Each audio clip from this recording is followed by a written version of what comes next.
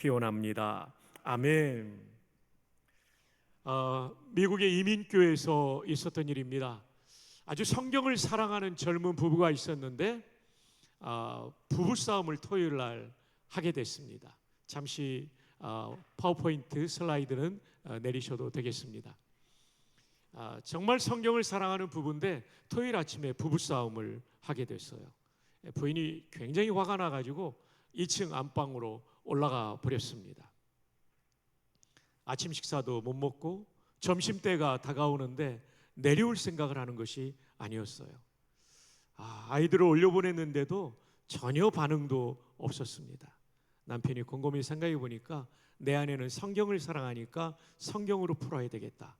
그래서 2층 안방 문 앞에 서서 노크를 똑똑똑하고 요한계시록 3장 20절을 암송했습니다.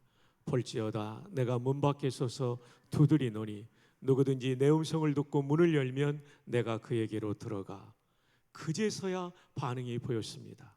문 쪽으로 나오는 소리가 들렸고 문을 열면서 아내가 요한복음 15장 5절 하반절을 암송했습니다. 너희가 나를 떠나서는 아무것도 할 수 없느니라. 말씀 가운데 화해와 회복이 일어났는데요, 오늘도 그런 밤이 되기를 축복합니다. 오늘은 또 충신대학교 총장이기도 하니까 우리 교단의 신학에 대해서 함께 짧게 나누고 본문으로 들어가겠습니다. 슬라이드를 띄워주시기 바랍니다. 개혁신학을 우리가 많이 들었지만 개혁신학의 정의를 우리가 들은 바는 흔치 않죠. 근데 정의를 하렸더니 매우 방대한 신학체계이기 때문에 핵심 요약이라고 우리 교수님들과 함께 정리를 했습니다. 개혁신학은 존 칼빈 중심의 종교개혁신학에 기초해. 무슨 말이냐면 로만 캐톨릭의 변질된 신학으로부터 성경적 신학을 회복시킨 종교개혁자들이 많이 있죠. 루터도 있고 쯔빙글리도 있고 블링거도 있고 멜랑이톤도 있고 많은 사람들이 있지만 가장 성경적인 신학체계를 세운 사람은 기독교 강요를 쓴 존 칼빈이기 때문에 존 칼빈 중심의 종교개혁 신학에 기초해라고 하는 것입니다. 그런 다음에 성경의 최고권이란 66권의 성경은 정확무오한 하나님의 말씀이다. 이것이죠. 여러분, 조직신학의 제1권이 성경입니다. 웨스트민스터 신앙고백 33장 중에 제1장이 성경에 대하여, 우리 교단의 신앙 고백인 12신조의 1조가 성경입니다. 최근에 나온 신학 정체성 선언의 제1장이 성경입니다. 성경에 대한 태도가 잘못되면 신학이 죽고 신앙도 죽습니다.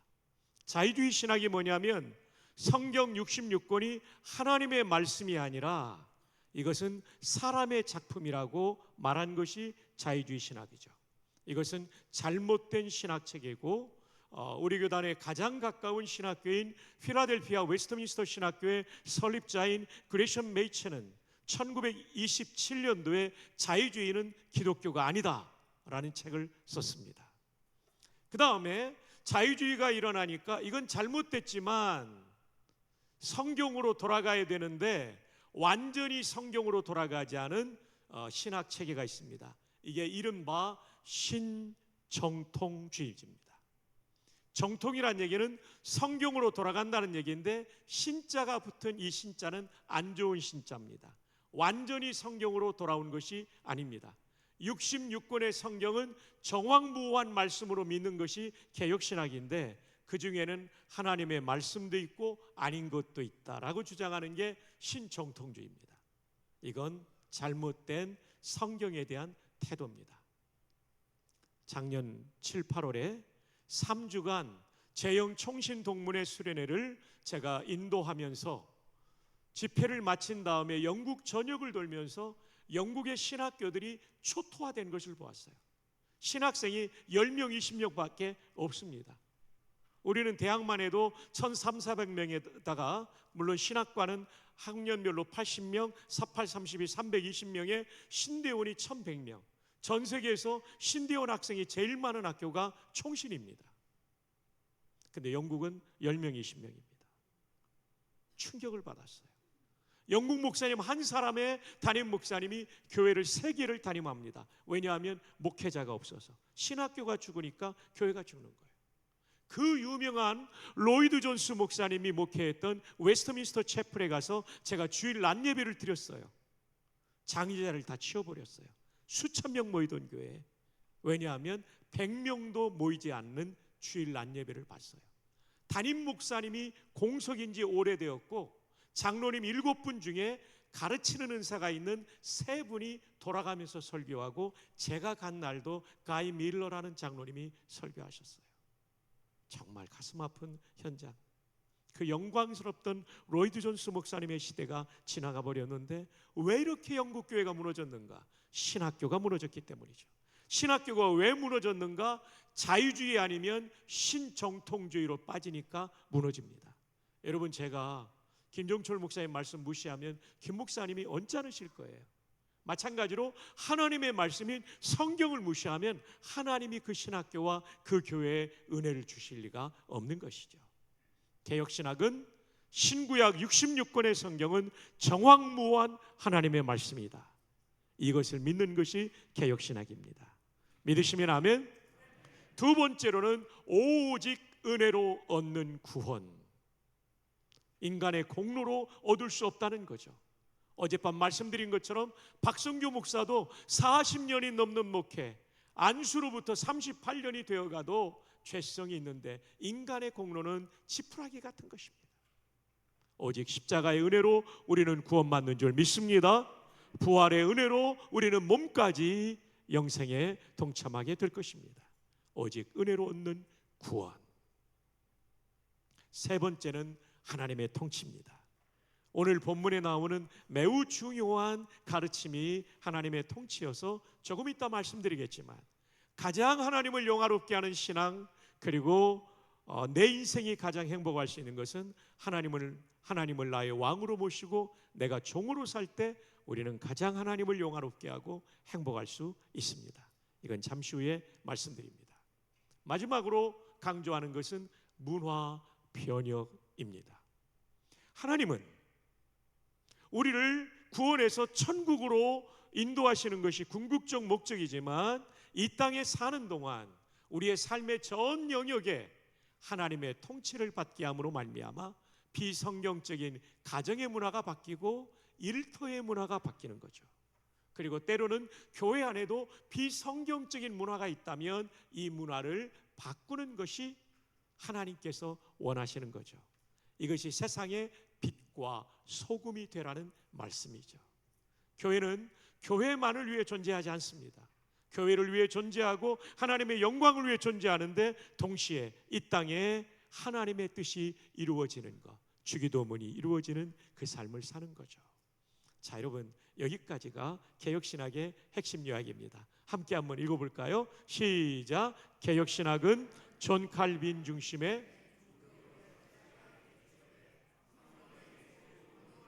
오직 은혜로 얻는 구원, 하나님의 통치와 문화 변혁을 강조한다. 제가 취임하고 이거 하건 다음에요, 화장실과 엘리베이터에 다 붙였어요. 그리고 대학에서는 체프를 마치고 이걸 같이 암송합니다. 영어로까지 합니다. 그리고 신대원에서는 스크린에 띄워놓고 체플 전에 기도하게 하죠. Reform Theology, 개혁신학이라는 말이에요. Emphasizes, 강조한다는 거죠. The supreme authority of the scripture, 성경의 최고의 권위. Salvation obtained solely by grace, 오직 은혜로 얻는 구원. God's reign, 하나님의 통치. 그 다음에 뭐죠? 깜빡했습니다. 성도들 얼굴 보다가 잊어버렸습니다. And cultural transformation. 이렇게 함께해서 뼛속 깊이 개혁신학이 무엇인지 알고 내가 어떤 존재인지를 아는 정체성을 강화하는 일을 노력하고 있습니다. 우리 교단의 신학 체계이므로 우리 성도님들도 기억해 주시면 좋겠고요. 시험 문제 내지는 않겠습니다. 말틴 루터는 3가지 하나님의 말씀이 있다고 했습니다. 첫 번째로는 기록된 말씀인 성경, 두 번째로는 선포된 말씀인 성경, 세 번째로는 보이는 말씀인 성찬, 성찬도 성령의 은혜 가운데 우리가 성찬에 참여하다 보면 십자가의 말씀이 내게 은혜로 와닿죠. 성찬도 보이는 말씀이다. 제가 지난 토요일 날 박형용 박사님의 교의신학, 이 조직신학과 교의신학의 차이는 뭐냐면 똑같은 건데 성경을 조직화해서 체계화했다 할 때는 조직신학이라고 하고, 교의라는 것은 우리가 믿는 바라는 뜻입니다. 우리가 믿는 바. 그래서 박형용 박사님은 조직신학보다는 교의신학, 우리가 믿는 바가 이거다 해서 교의신학이라고 했는데, 교의신학은 조직신학을 말하는 것입니다. 거기에 교회론을 제가 쭉 빠른 속도로 읽었어요. 거기에도 저게 나와요. 성찬은 visible word다. 보이는 말씀이다. 저기는 the seen word, 보여지는 말씀이라고 해놨지만 다른 말로는 보이는 말씀. 성찬도 정말 중요한 말씀이죠. 여기에서 저는 마지막 설교 이 시간에 앞으로도 우리 동부교회가 영광스러운 교회가 되기 위하여 꼭 가져야 될 것은 설교를 인문학 강의 정도가 아니라 선포된 하나님의 말씀으로 받는 교회가 되기를 바랍니다. 집회 동안에 많이 함께해 주시고 반응해 주시고 받아주셔서 감사합니다. 담임 목사님께서 주로 이 강단에서 설교하시고 부목사님들 하실 때에도 인문학 강의다 이렇게 생각하면 안 됩니다. 하나님의 살아있는 말씀이 담임 목사님을 통하여 주어지는 것이죠. 자, 근거가 무엇입니까? 데살로니가전서 2장 13절입니다. 이러므로 우리가 하나님께 끊임없이 감사함은, 여기서 우리는 바울과 그의 전도팀, 선교팀을 말하죠. 바울과 선교팀이 끊임없이 하나님께 감사하는 게 있었어요. 그건 뭐냐면 너희가 우리에게 들은 바 하나님의 말씀을 받을 때, 이게 뭡니까? 한마디로 설교를 받을 때에 사람의 말로 받지 아니하고 저거 바울의 말이야 이렇게 생각하지 않고 설교를 받을 때 하나님의 말씀으로 받음이니 진실로 그러하도다. 진짜 그렇게 받았다는 거죠. 그래서 이 말씀이 또한 너희 믿는 자 가운데서 역사하느니라. 설교가 내 인생을 흔들고 내 삶을 바꾸게 될 때 전제 조건이 있어요. 설교를 하나님의 말씀으로 받아야 됩니다. 우리 김 목사님의 말씀이 아니라 하나님의 말씀. 김 목사님은 정말 훈련이 잘 된 설교자이시죠. 인하대 영문과를 나오시고 총신 신대원을 나오시고 정말 훌륭하신 송태근 목사님 아래서 설교 훈련을 받은 좋은 목사님이십니다. 기도하며 준비한 성령의 인도 가운데, 그 조명 가운데 해석되고 감화로 전하는 말씀, 이 말씀은 오늘 나에게 주시는 하나님의 말씀이라는 것을 믿으시기를 축복합니다. 오래 신앙생활 하신 분들은 본문만 봐도 오늘 서론 본론 결론이 어떻게 되겠구나 이렇게 될 수 있어요. 그럴지라도 우리는 이렇게 기도해야 됩니다. 하나님, 성령님께서 저를 조명하여 주시고 감화시켜 주셔서 저를 향한 하나님의 말씀으로 받게 하여 주시옵소서. 그러면 여러분이 영원히 살고 인생이 살고 교회가 살게 될 줄 믿습니다. 여러분, 신약 교회 가운데 믿음으로 가장 소문난 교회는 바로 이 교회 데살로니가 교회였어요. 1장에 마케도니아와 아가야, 이 그리스 반도 전체에 소문난 교회가 되었을 뿐만 아니라 각 처에서 믿음의 소문이 들린다는 얘기는 지중해권 전체, 다시 말하면 그 당시 바울의 시대에 전 세계에서 믿음으로 가장 소문난 교회가 데살로니가 교회입니다. 그런데 아시나요? 바울이 정작 데살로니가 교회에서 설교한 기간은 단 3주입니다. 새 안식이라고 사도행전에 나와요. 고린도 교회는 사도행전에 얼마 동안 했냐면 1년 6개월을 설교했습니다. 에베소 교회는요, 사도행전에 오면 3년을 설교했어요. 근데 3년 설교한 교회가 믿음으로 소문난 교회가 된 것이 아닙니다. 1년 6개월 설교한 교회가 믿음으로 소문난 교회가 된 것이 아닙니다. 단 3주밖에 안 했지만 이 교회가 믿음으로 소문난 교회가 되었는데, 그 이유가 뭐냐면 설교를 사람의 말이 아니라 하나님의 말씀으로 받았기 때문에, 그 말씀이 성도들의 심령에 역사하니까 삶의 변화가 일어나고 건강한 교회로 일어난 줄 믿습니다. 교회는 무엇으로 세워집니까? 말씀으로 세워집니다. 교회는 철저하게 말씀으로 세워집니다. 사람이 세우는 게 아닙니다. 하나님이 세우시는 거고 하나님은 말씀을 통해 교회를 세우신다는 것을 꼭 기억하시기를 바랍니다. 그래서 제2 스위스 신앙고백서를 쓴 스위스 쭈리히의 하인리 불링거라는 종교개혁자는 그의 신앙고백서 제2 스위스 신앙고백서의 1장이 성경에 대하여인데 뒷부분에, 그 1장의 뒷부분에 뭐를 써놨냐면 설교를 써놨어요. 아주 특징적인 신앙고백입니다. 대략 성경에 대해서만 말하는데 이 신앙고백은 설교에 대해서 말해요. 그러면서 하는 얘기가 바로 이 라틴 문장입니다. 우리 동양은 한자권인데 구미는 라틴권이죠. 라틴어권이죠. 프라이디카티오, 선포, 베리비 베리비는 말씀이라는 것의 소유격이에요. 말씀의 선포. 근데 데이가 데우스, 하나님의 소유격이니까 하나님의 말씀의 선포. 여기까지가 주어입니다. 에스트, 비동사입니다. 이스입니다. 베르붐, 말씀, 데이, 하나님의 말씀이다. 선포된 하나님의 말씀은 곧 하나님의 말씀이다. 데살로니가전서 2장 13절에 앵커를 내리고 있고, 그리고 수많은 종교개혁자들이 말했던 것이 바로 설교는 하나님의 말씀이다. 그래서 이 강단에 선포되는 말씀을 들을 때마다 나를 향한 하나님의 말씀으로 받으신다면 여러분의 영혼의 부흥과 교회의 진정한 부흥이 일어날 줄 믿습니다. 그러시기를 주님의 이름으로 축복합니다. 자, 이제 오늘 본문입니다. 하나님 나라 모습, 교회 모습. 진짜 좋은 교회는 어떤 모습을 가지고 있냐면 하나님 나라 모습을 가지고 있습니다. 지휘자님, 오늘 찬양 선곡 어떻게 그렇게 잘하셨어요? 오늘 교회에 대한 말씀인데 진짜 그런 교회가 돼야 되죠. 사람이 많은 교회보다 사랑이 많은 교회, 그 많은 내용들이 정말 너무 좋았어요. 저 진짜 좋은 교회, 그런 교회이며 그 교회가 바로 하나님 나라 모습을 가진 교회죠. 성경에는 하나님 나라에 대하여 세 가지를 말씀해주고 있습니다. 먼저 죽어서 가는 하나님 나라를 말해주죠. 누가복음 23장 42절로 43절 함께 읽어요. 시작.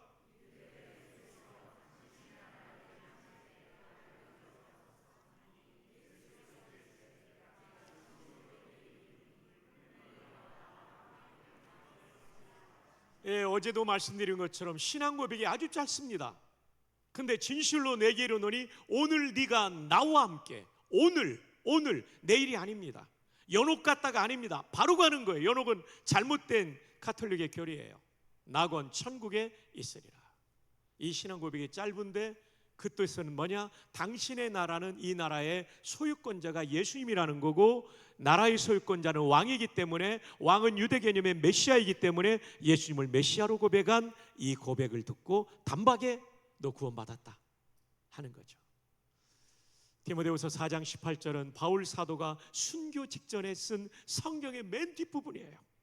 순교 바로 직전에 주께서 나를 모든 악한 일에서 건져내시고 로마의 박해 상황에서 건져내시고 또 그의 천국 하나님 나라에 들어가도록 구원하시리니, 순교를 앞에 두고 그는 그가 들어갈 영원한 나라를 바라보고 있었던 것이죠.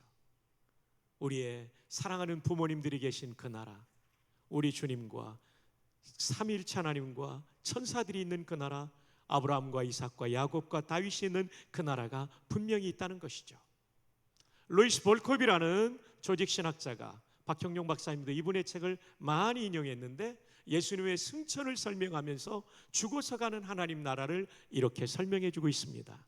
승천은 한 장소에서 다른 장소로 가는 장소의 이동이었다. 그냥 상상의 어떤 곳이 아니라 분명히 플레이스로 존재한다는 것이죠. 이것은 지상뿐만 아니라 우리가 살고 있는 이 땅뿐만 아니라 천국이 분명히 장소라는 것을 의미한다. 성경에서 천국은 인성을 입고 계신 그리스도, 부활의 몸을 가지고 승천하셨기 때문에 예수님이 영으로만 계시는 것이 아니라 몸을 가지고 계신 그리스도, 부활의 몸을 가지고 계신 그리스도, 그리고 죽은 성도들과 천사들이 거하는 장소를 의미한다. 루이스 볼컵은 한 번 더 장소라는 것을 강조합니다. Bible teaches us to think of heaven as a place. 성경은 장소로서의 하늘나라들을 생각하도록 우리를 가르친다. 법이로우신 성도 여러분, 우리 삼위일체 하나님과 천사들과 성도들이, 앞서간 성도들이 있는 그곳, 우리도 그곳에 갈 줄로 믿습니다. 이 나라를 우리는 사모하고 확신하기 때문에 이 땅을 당당하게 살아갈 수 있는 것입니다. 두 번째로는 종말에 임하는 하나님 나라가 있습니다. 새하늘과 새 땅으로 조직신학에서 요한계시록 21장 1절을 가지고 말해주고 있죠. 또 내가 새하늘과 새 땅을 보니 처음 하늘과 처음 땅이 없어졌고 바다도 다시 있지 않더라. 종말에 이게 다 불타 없어질 텐데 새하늘과 새 땅이 생긴다는 거예요. 그것이 어디로부터 내려옵니까? 하나님께로부터 하늘에서 내려옵니다. 거룩한 성 새 예루살렘이 새하늘과 새 땅을 표현하는 말이죠. 얼마나 아름다운지 그 준비한 것이 신부가 남편을 위하여 단장한 것 같더라. 여기 계신 여성들이 가장 아름다웠던 순간은 웨딩드레스를 입었던 순간 아닙니까? 지금은 흰머리 소녀가 되었지만 그때는 얼마나 꽃다운 젊음이었습니까? 그처럼 새하늘과 새 땅은 가장 멋지고 아름다운 곳이 된다는 것입니다. 할렐루야. 정말에 이곳에 우리가 들어가게 되는 것이죠. 마지막 세 번째로는 하나님 나라는 현재 경험하는 하나님 나라인데, 이것은 오늘 본문에 나오는 주제가 되는 하나님 나라입니다. 이 나라는 왕이신 하나님의 통치를 받는 것, 쉽게 말하면 왕이신 하나님께 순종하는 겁니다. 통치받는다는 순종이에요. 첫 시간부터 강조했죠. 순복과 행복, 이 순종이 하나님의 통치를 경험하는 것이고, 그때 내 마음으로부터 은혜가 임하죠. 그리고 내 삶의 전 공간에 하나님의 은혜가 임하는 이 상태를 현재의 경험하는 하나님 나라입니다. 백낙준 박사 얘기를 어제 드렸죠. 무당의 아들이었습니다. 아무런 희망이 없었어요. 근데 이 가정이 예수님을 모시고 그분의 통치에 순종하니까 이 가정이 얼마나 복된 인생을 살아가게 됩니까? 제가 부전교회 목회할 때 예배당 짓기 전에 옛 예배당에, 부전시장통에 있는 예배당에서 경험한 일입니다. 몇 달에 한 번씩 새가족 환영잔치를 하는데, 그 중에 이제 인상적인 성도들이 교회 와서 경험한 변화를 간증을 하는데 40대 중반의 여성이 간증을 하는 거였어요. 저는 그분의 말씀에 귀가 번쩍 뜨였어요. 저는 알코올 중독 환자였습니다. 그래서 제가 저 중년의 여성이 알코올 중독 환자라고? 그랬어요. 남편이 출근할 때면 술 먹지 않겠다고 약속하지만 점심 먹고 나면 어김없이 여성 술 친구를 불러 모아 술을 마시곤 했습니다. 그러면 삶이 되지 않기 때문에 퇴근한 남편은 집안 정리도 돼 있지 않고 식사 준비도 돼 있지 않기 때문에 남편과 싸우게 되었고, 이게 계속되니까 이혼하자는 말까지 나와 가정이 부서질 위기를 당했습니다. 그리고 우울증까지, 알코올 중독에 걸리니까 우울증까지 찾아왔고, 우울증에 걸리니까 자살 충동을 느끼게 되었습니다. 이렇게 살다가 정말 죽을 것 같다는 생각이 들었습니다. 그래서 딸들이 다니는 부전교회로 왔는데 예배당 들어오는 게 왜 그렇게 힘들고 어려운지 몰랐습니다. 와가지고 앞에까지 올 용기는 나지 않고 맨 뒤에 앉았습니다. 그런데 목사님의 설교는 한마디도 이해를 못하겠고, 찬양팀과 찬양대가 찬양하는데 그냥 눈물이 쏟아졌습니다. 뭐 설명은 안 되는데 그냥 쏟아졌습니다. 왜 여러분, 눈물 많이 흐르고 나면 왜 후련해지잖아요. 그래가지고 집에 갈 때 너무나 후련해가지고 또 오고 싶더래요. 두 번째 주에 왔는데 목사의 설교가 또 안 들려왔대요. 근데 찬양팀과 찬양대 이 찬양 가운데 또 위로를 받고 간 거예요. 세 번째 주에 왔는데 또 목사의 설교가 안 들어왔대요. 듣던 목사 시험 들었었습니다. 그 목사가 접니다. 그랬어요. 셋째 주도 역시 찬양대요. 그러니까 여러분, 초신자 가운데는 대부분이 이런 정서적인 찬양과 찬양대를 통해서 은혜 받는 거예요. 찬양대가 너무 중요하고 찬양팀이 정말 중요해요. 불신자들이 여기에서 마음의 문이 열리는 거죠. 은혜 받고. 그리고 넷째 주 오니까 설교가 조금 이해가 됐습니다. 근데 놀라운 것은 두 달이 되니까 술이 끊어졌습니다. 저도 놀랐는데 더 놀란 건 제 남편이었습니다. 무슨 일이냐고. 부전교회 나가가지고 예배 드리다가 이렇게 됐다고 그 남편이 같이 따라 나왔어요. 1년 후에 두 분이 세례받고 새벽 기도부터 시작되고 집사님이 됐어요. 김 집사님이죠. 김 MY 집사님이에요. 조남을 다 될 수는 없고. 재작년에 제가 총장으로 올라가기 위해서 이제 교회를 사임하고 마지막 설교를 하는데 맞은편에 앉아 계신 거예요. 이후 예배. 하나님 정말 하나님은 위대하십니다. 하나님이 저분들 만나주시고 저분들에게 은혜의 나라를 경험하게 하지 않았다면 저 부인이 죽었을 수도 있고 저 부부가 헤어졌을 수도 있는데 하나님은 위대하십니다. 그런 마음의 고백을 하나님께 설교하면서 드렸던 기억이 나요. 여러분, 현재적 경험하는 하나님 나라는 이렇게 내 영혼을 살리고 내 가정을 살리고 더 나아가 우리 영재 백낙준 박사님처럼 지역사회와 민족을 살리는 일까지 하게 되는 것입니다.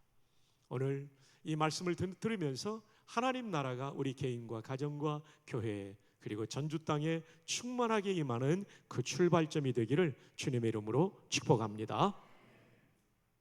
자, 그런데 바울 사도는 이 하나님의 나라를 설명하면서 본문에 먹는 것과 마시는 것이 아니라는 전제를 달고 있습니다. 왜 그럴까요? 1세기 로마 교회의 문제가 먹는 거 문제였거든요. 시장에서 유통되는 고기가 전부 다신교사인 로마에서는 우상의 제단에 바쳤다가 그 다음에 시장으로 흘러나오기 때문에 소고기를 사 먹어도 양고기를 사 먹어도 닭고기를 사 먹어도 전부 모든 짐승이 도축된 다음에는 우상의 제단에 바쳤다가 흘러나오기 때문에 이것을 먹는 것이 영적으로 오염된다고 생각하는 사람들이 있었습니다. 믿음이 연약한 사람들. 그러나 바울의 이 가르침을 받은 사람들은 먹을 수 있다고 생각했죠. 자, 디모데전서 4장 3절 여성들이 한번 읽어주세요. 시작.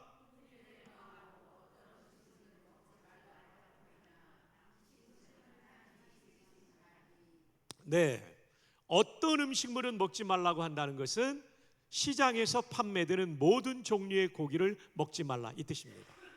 근데 그 음식물 소나 양이나 닭을 하나님이 지으셨다 이 얘기예요. 그 다음 4절 우리 남성들이 읽어주세요. 시작. 하나님께서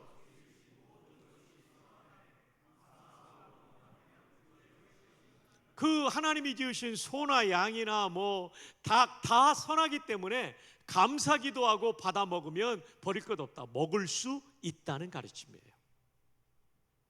하나님의 말씀과 이 하나님의 말씀은 모든 것을 하나님이 지으셨고 선하다는 말씀, 기도는 감사 기도를 하면 거룩하여지기 때문에 비록 우상의 제단에 바쳤다 할지라도 먹을 수 있다는 가르침이죠.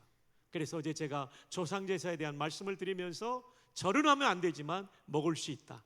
감사 기도하고 믿음으로 먹으면 먹을 수 있는 거죠. 자, 이 문제가 로마 교회의 문제였던 것이죠. 먹을 수 있다는 사람과 먹어서는 안 된다는 사람이 첨예하게 갈등을 벌이다 보니까 이게 교회적인 큰 갈등을 일으킨 현안의 문제였던 것이죠.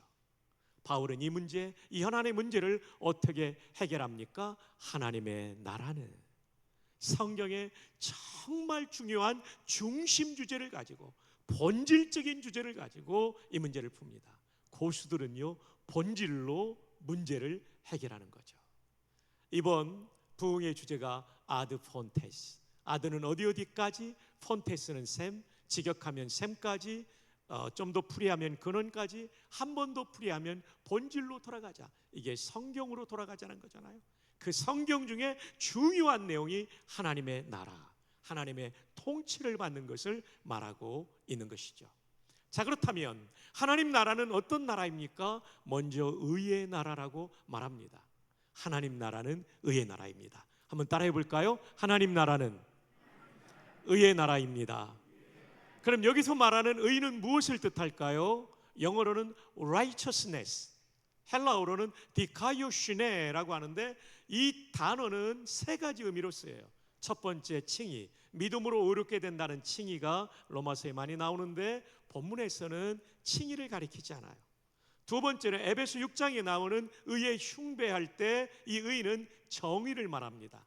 정의의 반대는 불의고 불의는 곧 죄이기 때문에 정의는 죄짓지 않고 사는 삶인데 본문의 의는 디카이오시네는 정의를 가리키지 않습니다. 세 번째 여기서 말하는 의는 바로 요건데요, 관계적 의입니다. 올바른 관계에 놓인 것. 하나님과 내가 올바른 관계에 놓인 것이 하나님 나라를 경험하는 비결인 것이죠. 이 나라의 하나님은 왕이시고 우리는 백성이요 종입니다. 여러분, 우리가 일평생을 살아가면서 정말 하나님의 은혜를 받기를 원하십니까? 그렇다면 하나님을 내 인생의 왕으로 모시고 내가 종으로 살 때 우리는 그 은혜를 경험할 수 있습니다. 여러분, 솔로몬의 성전 봉헌 기도를 보면 직접 왕이 봉헌 기도를 드리는데 열왕기상 8장 23절부터 시작돼요. 이스라엘 하나님 여호와여, 위로 하늘과 아래로 땅에 주와 같은 신이 없나이다. 주께서는 온 마음으로 주의 앞에서 행하는, 따라합시다, 종들에게 언약을 지키시고 은혜를 베푸시나이다. 어떤 사람들에게 언약을 지키시고 은혜를 베푸시냐면 온 마음으로 주의 앞에서 행하는 종들에게. 은혜 받고 싶습니까? 종이 되어야 됩니다. 다른 말로 하면 순복해야 됩니다. 거기에 행복과 은혜가 있는 것이죠. 대표적으로 조금 전에 솔로몬 왕의 기도를 드렸지만 그 아버지 다윗의 고백을 찬양을 한번 드려볼까요? 왕이신 나의 하나님이요. 다윗이 이스라엘 역사상 최고의 왕이었는데 나보다 더 높은 왕이 하나님이라는 뜻이에요. 내가 주를 높이고, 자기를 높이지 않아요. 주를 높이고 하나님을 높이고, 하나님이 내 왕이고 내 주인이고 영원히 주의 이름을 송축하리이다. 아하, 그래서 하나님이 다윗을 복주셨구나. 우리가 둘째 날 새벽에 들었던 것처럼 하나님 마음을 바싹 따라갔죠. 종이니까. 주인이면 자기가 앞서갑니다. 종이니까 그 주인의 뒤를 따라가는 거죠. 그 마음을 헤아리면서. 하나님이 얼마나 이뻤겠어요.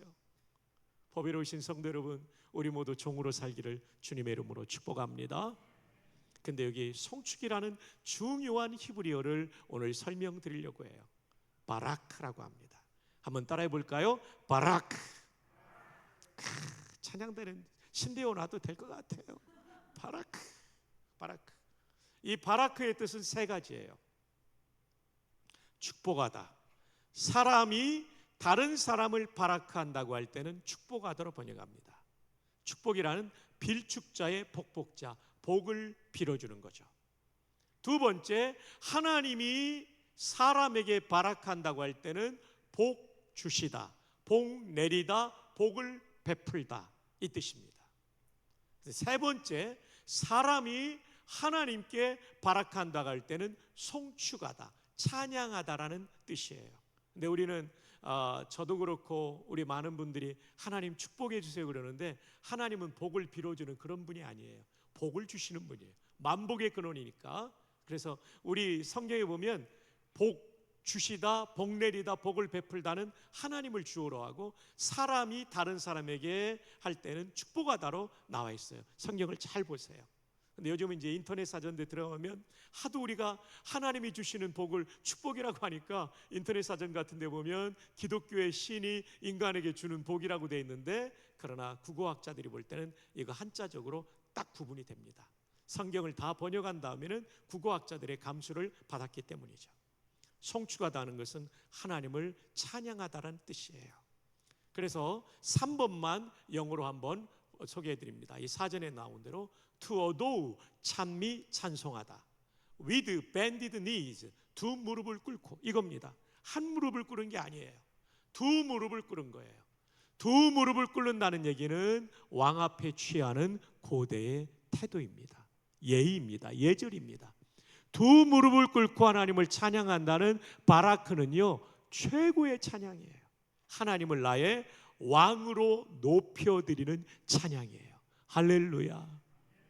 일반적으로 찬양하다가 할랄도 있고 테필라도 있고, 손을 들고 하다는 찬양은 야다가 있고, 그 다음에 악기를 동원한 찬양은 자마르라고 하는데, 바라크는 그 중에 최고의 의미라고 지금까지 제가 히브리어 연구하기로는 최고의 찬양이에요. 두 무릎을 꿇은 거예요. 나를 높이는 게 아니에요. 하나님만을 높이는 거죠. 여러분, 천지창조라는 오라토리오를 주는 그 하이든 선생님이 곡을 다 마친 다음에 처음 공연이 있었을 때, 그게 예배죠. 사실은 오라토리오는 기독교의 찬양이니까요. 딱 그날 지휘를 못했어요. 자, 이 장엄한 천지창조의 곡이 마쳤을 때 군중이, 그 관중이 다 일어나가지고 박수를 보내니까 지휘자가 미안해가지고 저는 작곡한 하이든 선생님 아닙니다. 저 발코니에 지금 몸이 아파서 저 발코니 층에 계십니다. 그래서 사람들이 다 뒤돌아가지고 발코니 층을 향하여 박수를 치니까 하이든이 어떻게 했는지 아십니까? 그 몸이 아픈 하이든이요, 지팡이를 짚고 일어서가지고 손을 높이 들어 To him be the glory, 그 하나님께만 영광. 이게 바라크의 태도예요. 이게 바라크의 태도예요. 지금 다윗이 이 태도를 가지고 있는 거예요. 그냥 찬양한다는 할랄이라는 히브리어를 쓸 수 있어요. 여기서 할렐루야가 나오죠. 예. 근데 이 바라크를 쓴 이유는 뭐냐면 하나님 내 왕이라는 거죠. 그러니까 앞에 왕이신 나의 하나님, 그 다음 송축하리다, 짝이 딱 맞는 거죠. 법외로우신 성도 여러분, 우리의 일생에 우리의 찬양과 경배가 하나님을 왕으로 높여드리는 찬양과 경배되기를 주님의 이름으로 축복합니다. 예배는 퍼포먼스가 아닙니다.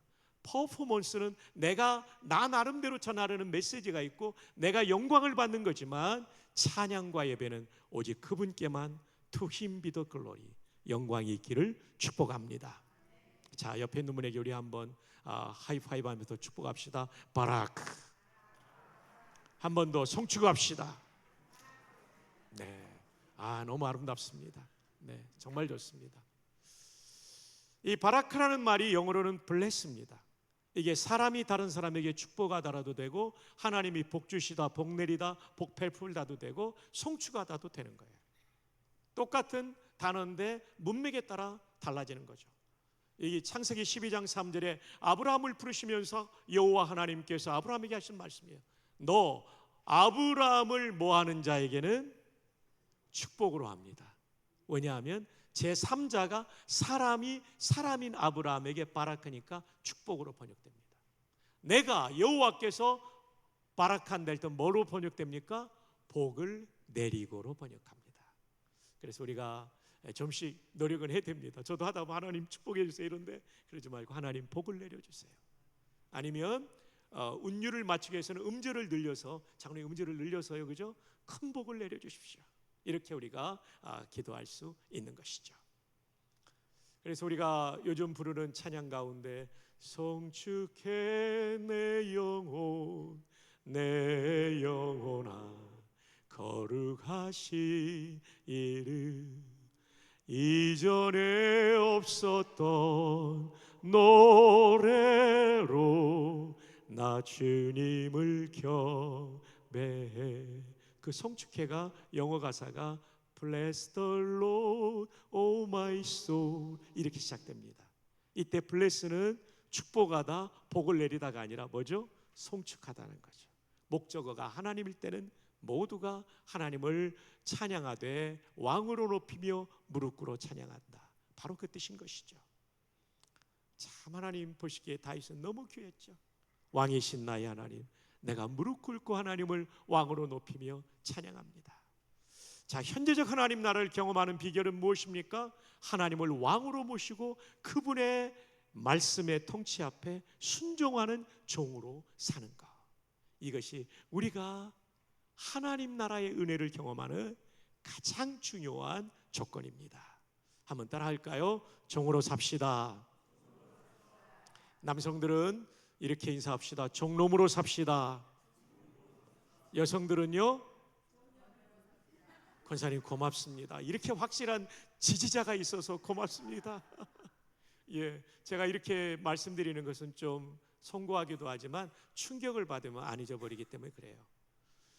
근데 요즘 젊은이들은 컴퓨터를 주인으로 모시고 살죠. 그래서 컴퓨터를 위한 기도문도 나왔다고 그러잖아요.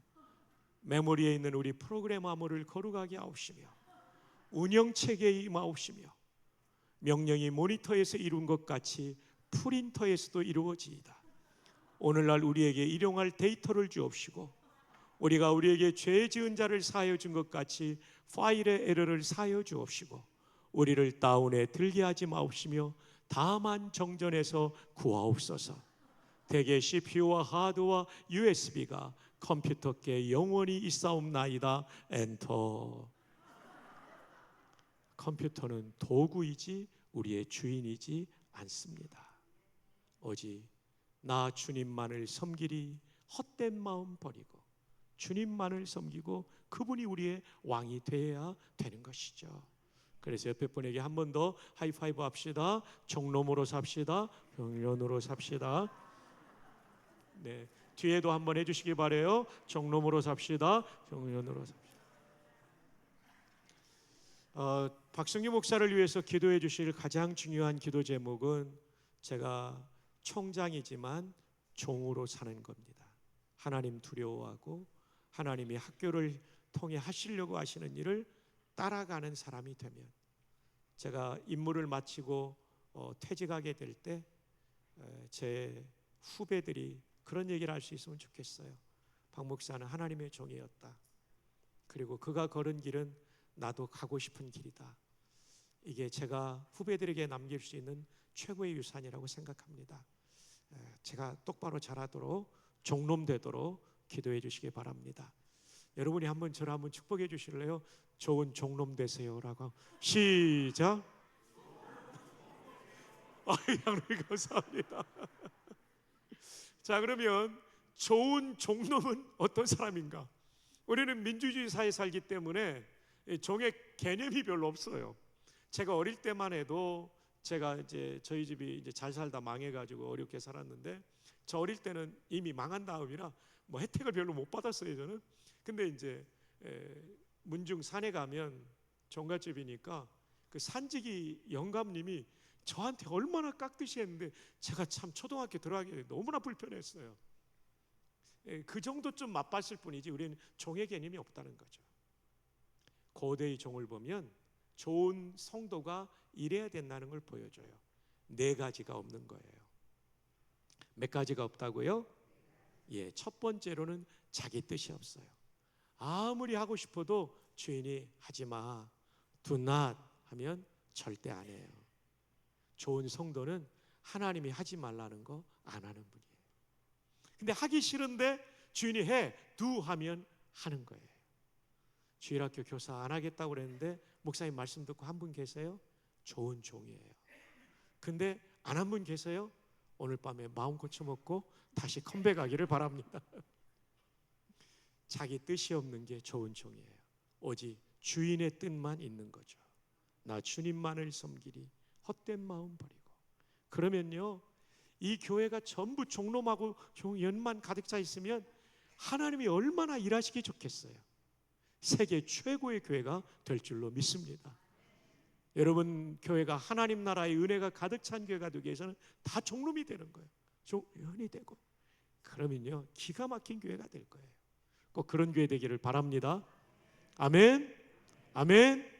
이게 정말 중요한 거예요. 두 번째 고대의 좋은 종은 자기 돈이 없었어요. 돈이 많든 적든 내 마음대로 쓰지 않고 주인께 결제받고 쓰는 사람이에요. 정말 그런 거죠. 저희 도우슨이라는 여성 사역자가 있어요.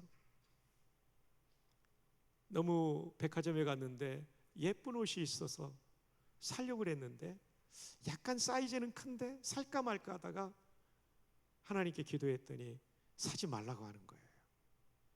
근데 좀 이따 하나님 마음 주시는데 쇼핑을 더 하는데 이 옷을 어떤 성도를 위해 사주라고 하는 거예요.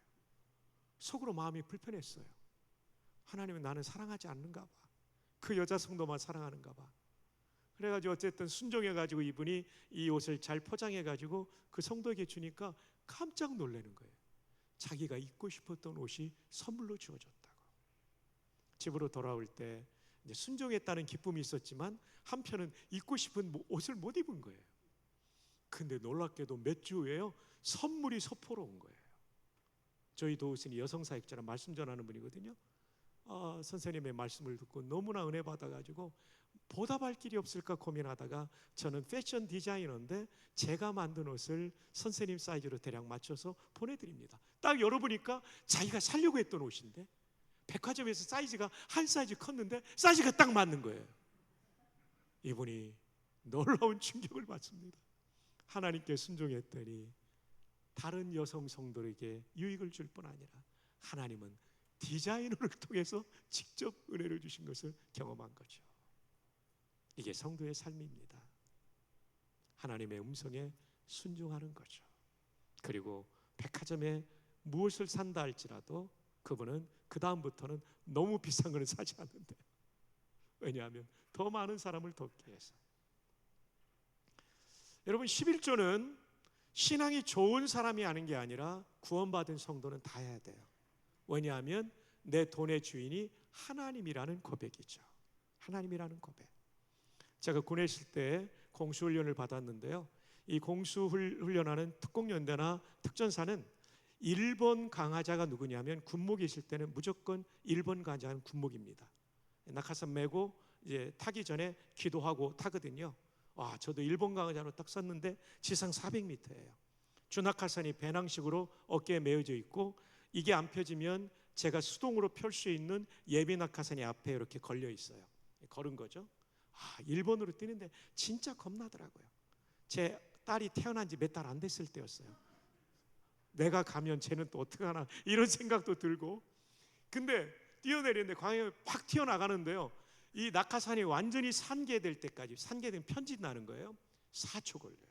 4초 동안 여기 낙하산 탄 분들 계신데 70m 떨어집니다. 다리 사이로 보니까 빨간 땅이 보이는데 진짜 빨리 떨어지더라고요. 약 40초 동안 안 펴지면 저기 가서 부딪혀가지고 온몸의 뼈가 골절돼서 죽는 거니까 얼마나 긴장이 됩니까? 숫자를 세야 돼요. 4초 동안에 숫자를 셌는데 안 펴지면 예비 낙하산을 당겨야 됩니다. 왜 제가 고개를 돌리냐면, 이렇게 하고 있으면 스프링에 얼굴이 긁히기 때문에 고개를 돌리고 이 디용고리를 잡아당겨야 되는데요, 1초 2초 하면 그 공중에서 뭐 여러 소리가, 비행기 엔진 뭐 이런 거 다 들리니까 이게 이제 안 들려요. 그래서 큰 소리로 1만, 1만 1초라는 뜻이에요. 2만, 3만, 4만 했는데 몸이 갑자기 붕 뜨는 느낌이에요.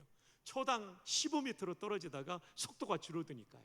이야, 하늘을 보니까 낙하산이 쫙 펴져 있는데 얼마나 감사한지 할렐루야 외치고, 28개의 가닥이 낙하산줄이 있는데 오른쪽과 왼쪽에 조종하는 줄을 가지고 있어요. 테크라인이라고 그래요.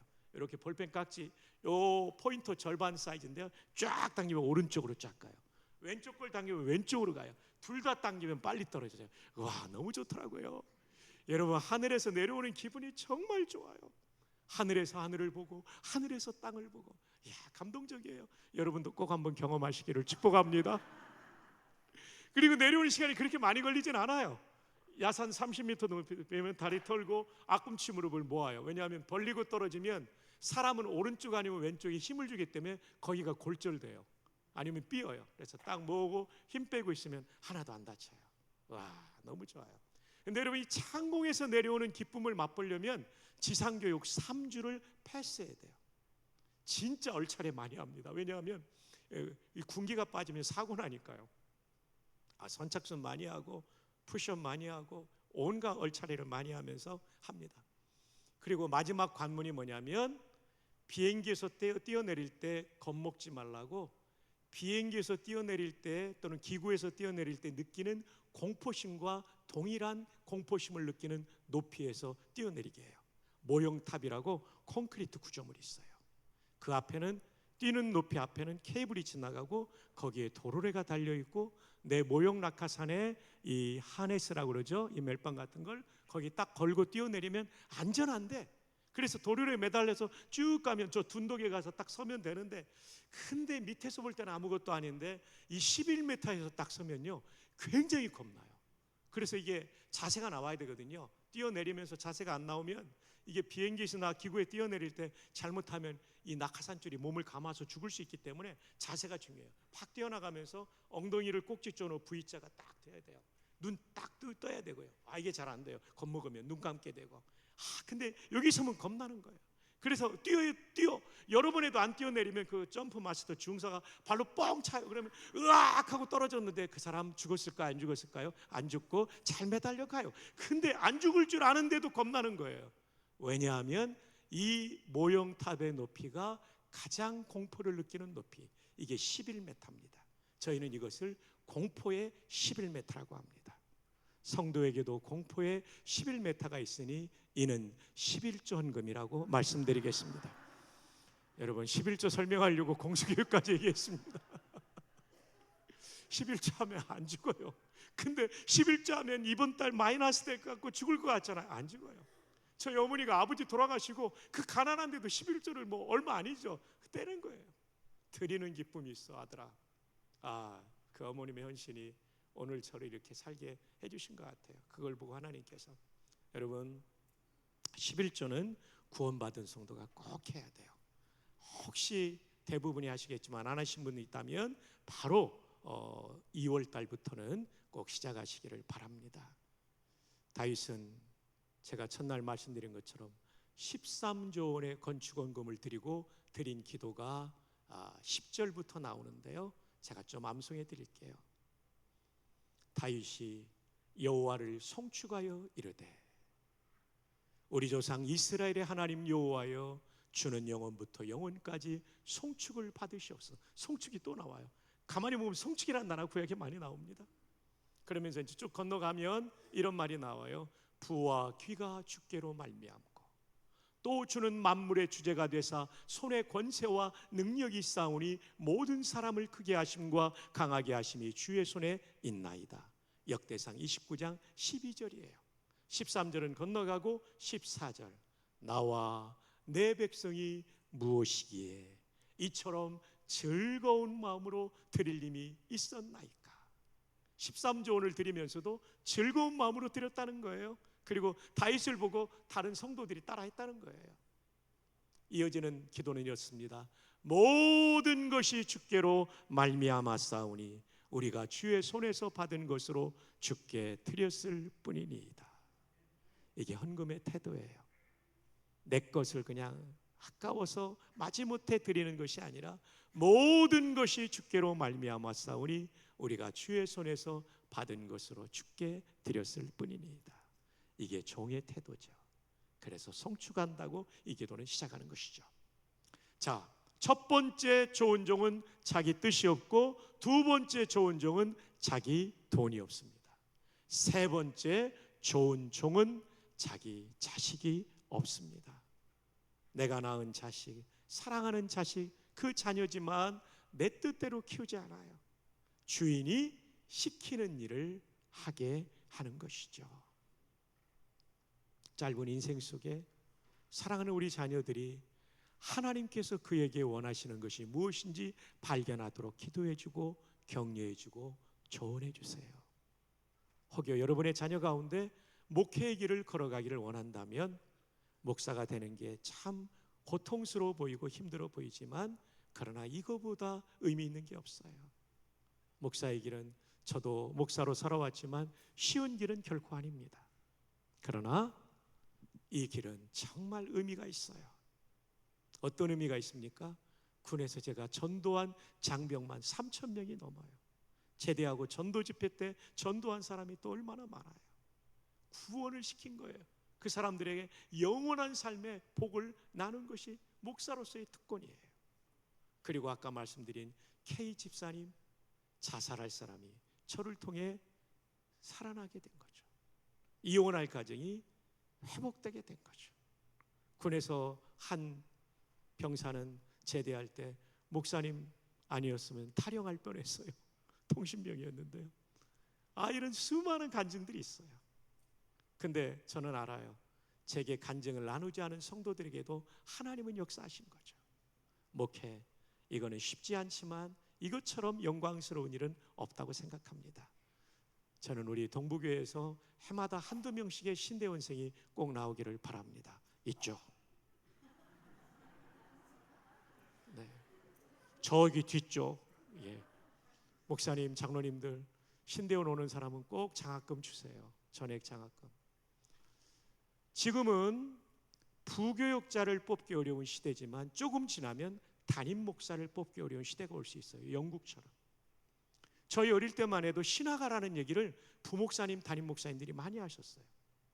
근데 요즘은 그 얘기가 사라졌어요. 여러분 생각해 보세요.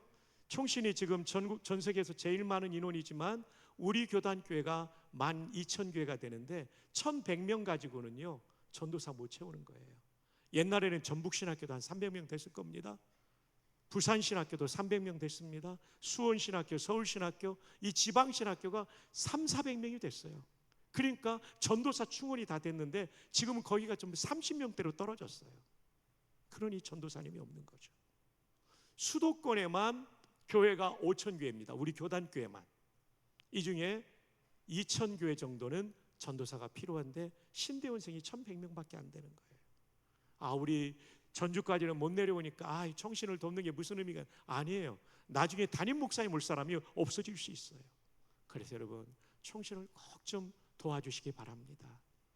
어떻게 도와주셔야 되냐면 기도로 하나님 총장과 교수, 직원 그리고 모든 학생들이 성령에 사로잡힌 불덩어리가 되게 하여 주시옵소서. 개혁신학의 정체성을 지키게 하여 주옵소서. 그리고 두 번째로는 학생들을 보내주는 거예요. 대학교에도 그리고 신대원에도 보내주시고. 우리 목사님 박사과정 하다가 아직 논문도 못 쓰셨어요. 굉장히 우수하신데 논문도 쓰게 좀 도와주시고. 아멘은 한 명도 안 하시네요. 사실 총신 PhD는 외국에서 받는 것보다 더 어려워요. 5년 안에 박사 마치는 사람 거의 없죠. 그리고 여러분들께서 커피 한 잔 값이라도 총신을 위해서 매월 후원해 주신다면 저희들이 장학금도 주고 여러 발전 계획들을 펼쳐가며 한국교회 내일을 준비할 수 있겠습니다. 신학교라는 말 영어의 세미나리는 라틴어 세미나리움에서 왔어요. 그 뜻이 뭐냐면 모판이에요. 모판이 병들면 농사 망칩니다. 그리고 나무들도 거목이 될 수 없어요. 묘목이 거목될 수 있도록 기도와 학생을 보내주는 것과 재정적인 후원을 도와주신다면 총신이 내일의 한국교회와 세계교회를 살리는 일을 잘 감당할 수 있겠습니다. 고도의 좋은 종은 4가지가 없습니다. 자기 뜻, 자기 돈, 그 다음에 자기 자녀, 마지막 4번째로는 자기 목숨이 없어요. 주인이 원하시면 목숨도 초계와 같이 던지는 거죠. 저도 준비하고 있어요. 목숨을 던져야 될 때 던질 수 있는 목사로 남은 생애를 살아가도록. 우리가 주기철 목사님을 존경하고 손양훈 목사님을 존경하고 박관준 장로님을 존경하는 이유는 뭡니까? 죽어야 될 때 죽은 것이죠. 주인의 뜻을 위하여. 우리가 그런 종이 되기를 바랍니다. 자, 4가지가 없었습니다. 첫 번째 뭐죠? 자기. 잘하셨어요. 학교 다닐 때 공부 잘하셨겠어요. 두 번째 뭐가 없습니까? 그렇죠. 잘하시는 분들 너무 잘 나와요. 그다음 3번째 뭐가 없다? 그렇습니다. 자녀가 없고요. 4번째요. 자기 목숨이 없다. 이런 의미에서 좋은 종놈 되세요. 좋은 청년 되세요. 한 번만 더 하이파이브 합시다. 시작. 네, 우리 찬양대 3분 하이파이브 합시다. 좋은 종놈이 되겠습니다. 경연이 되세요. 이제 경연이 되십시오. 와, 시간상 나머지 분들은 못해서 죄송합니다. 그 다음에 크게 2번째로 하나님 나라는 평강의 나라입니다. 의와 평강과, 평강은 피스, 평화를 말하는 거죠. 하나님의 은혜의 나라는 공동체가 평화로울 때 임합니다. 가정이 평화로울 때 임합니다. 여기에 사장님이 계시면 그 회사가 평화로울 때 임합니다. 불화가 생기면 은혜가 항아리 깨진 듯이 물이 빠지듯이 은혜가 빠져나갑니다. 평화 정말 중요하죠. 그럼 평강, 이 평화는 어떻게 얻는 것인가? 오늘 본문에 보면 비판하지 않는 것입니다. 학문적인 비평은 우리가 얼마든지 할 수 있지만 인격에 모독을 가해서 상처를 주는 비난은 절대 금지입니다. 누가 누군가를 향해 업신여기고 비난하는 순간 공동체의 평화가 깨지고 깨진 평화로 인해서 은혜가 빠져나갑니다. 하나님 나라의 통치에 은혜가 빠져나가는 것. 한번 따라합시다. 비난하지 맙시다. 자, 로마교회 문제를 좀 더 한 걸음 더 파고 들어가 봅시다. 오늘 본문이 14장 17절인데 1절 우리 여성들 시작.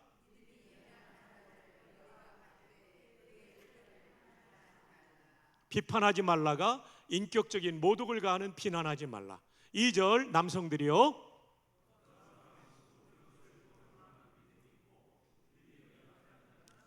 믿음이 연약한 자는 채소만 먹느니라. 시장에서 파는 고기 못 먹는다는 거예요. 문맥이 지금 연결되는 걸 우리 성도님들 따라오고 계시죠? 먹는 자는 먹지 않는 자를 업신여기지 말고 에이 저것도 못 먹어 믿음이 연약해서. 시장에서 파는 고기 감사하고 먹으면 돼. 기도하고 믿음으로 먹어. 왜 못 먹어? 이거 비난입니다. 먹지 않는 자는 먹는 자. 믿음이 좋다면서 저 우상이 바쳤던 걸 그냥 먹어. 아이고 진짜. 이게 비난이죠. 로마 교회가 이 음식 먹는 문제 때문에 서로 상호 비난, 업신여김도 비난으로 볼 때 굉장히 충돌이 컸던 거죠. 그러니까 은혜가 빠져나가니까 바울이 하나님 나라의 은혜가 머물려면 로마 교회여 비난하지 말라, 이 얘기를 지금 하고 있는 거예요. 문맥을 통해서 우리는 확인하게 되는 거죠. 여러분, 이 문장은 유명한 루퍼투스 멜데니우스라는 독일 신학자의 말이에요. 종교개혁 이후에 종교개혁을 일으킨 개혁자들이 속한 나라와 카톨릭 국가 사이에 전쟁이 일어났어요. 이른바 30년 전쟁으로. 여러분, 전쟁이 3년을 가도 대한민국이 초토화됐는데 30년을 갔으니 유럽이 어떻겠어요? 그 당시 역사까지 중에 가장 참혹했던 전쟁이라고 그래요. 이 전쟁이 끝나갈 무렵 루퍼투스 멜데니우스 신학자는 이런 치유의 메시지를 전해요. 본질적인 것에는 일치를, 비본질적인 것에는 자유를, 모든 것에는 사랑을. 이게 평화를 지키는 방법입니다. 이것을 우리 교회에 적용한다면 본질이 뭡니까? 성경입니다. 웨스트민스터 신앙고백이요, 또 하나는 압축해 놓은 사도신경입니다. 사도신경을 벗어나면 이단이 되니까요. 이것에는 우리 모두가 자유가 있으면 안 되고 일치를 보여줘야 됩니다. 한 가지 더는 수만 명의 한국의 목사님 가운데 사랑하는 김종철 목사님을 담임 목사님으로 보내신 분이 하나님의 실지인데, 목사님의 목회 철학과 목사님의 경험과 목사님의 기질을 우리가 본질적인 것으로 받아들이고 순종할 때 교회는 평화가 임하는 것입니다. 김 목사님을 보내신 하나님의 뜻을 헤아리며 목사님의 목회 철학과 목사님의 기질과 목회의 방침들에 여러분이 일치를 보여주실 때 하나님의 은혜의 나라가 교회에 충만하게 임할 줄 믿습니다. 그러나 비본질적인 것에는 자유를 주는 거죠. 예를 들어 우리 청년들이 금발로 염색하고 왔다고 해서 뭐라고 하지 마세요. 흰머리 검은 물들이나 검은 머리 노란 물들이나 그 큰 차이 없는 거 아닙니까? 여러분이 굉장히 잘하시는 목사님이 있는데 제가 그 아드님 때문에 이름은 되지 않지만 25년 전쯤에 중학생이었던 아들이 우리 교단이 얼마나 보수적입니까? 머리를 금발로 염색하고 온 거예요.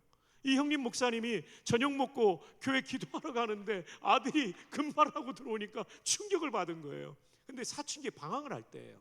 야단치면 집에 나갈 것 같다는 느낌이 들어가지고 잠깐 기도하는 가운데 지혜를 주시더래요. 아들 어깨에 손을 얹고, 아들아, 머리는 노랗게 물들어도 가슴은 예수로 물들기를 바란다. 정말 이 아들이요, 미안해서 그런지 몇 주에 검은 물로 다시 들여왔더래요.